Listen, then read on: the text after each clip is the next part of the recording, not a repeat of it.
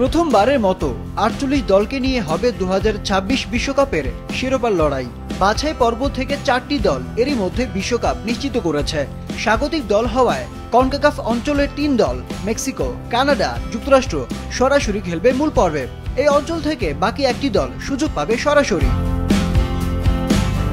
প্রথম দেশ হিসেবে ২০২৬ বিশ্বকাপের টিকিট পায় এশিয়ার জাপান।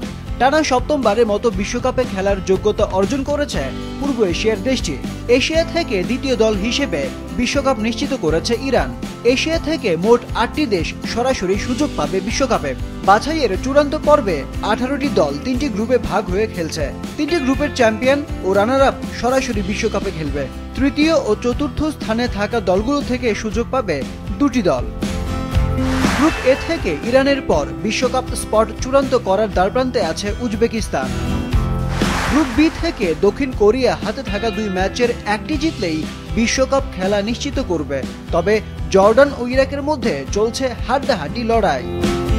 গ্রুপ সি থেকে জাপানের পর সম্ভাবনায় এগিয়ে আছে অস্ট্রেলিয়া ও সৌদি আরব। এই ২ দলের পার্থক্য ৩ পয়েন্ট। আগামী ১০ জুন সৌদি আরব অস্ট্রেলিয়া ম্যাচ হয়ে উঠবে ২ দলের জন্য do or die match.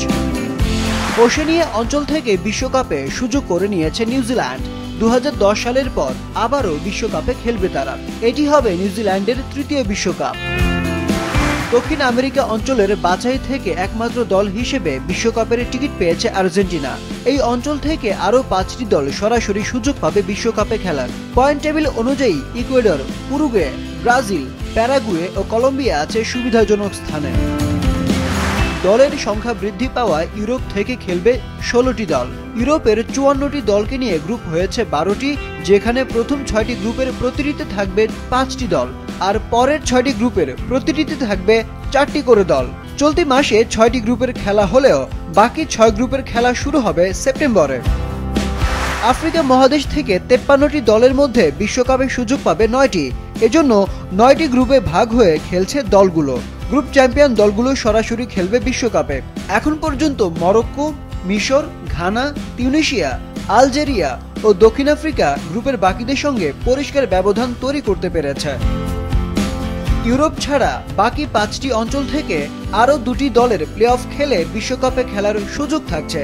Asia, Africa, Oceania ও দক্ষিণ আমেরিকা থেকে একটি করে দল আর উত্তর আমেরিকার ২টি, অর্থাৎ মোট ৬টি দল নিয়ে বিশ্বকাপের ৩ মাস আগে হবে প্লে অফ টুর্নামেন্ট। সেখান থেকে আসরে যাবে ২টি দল।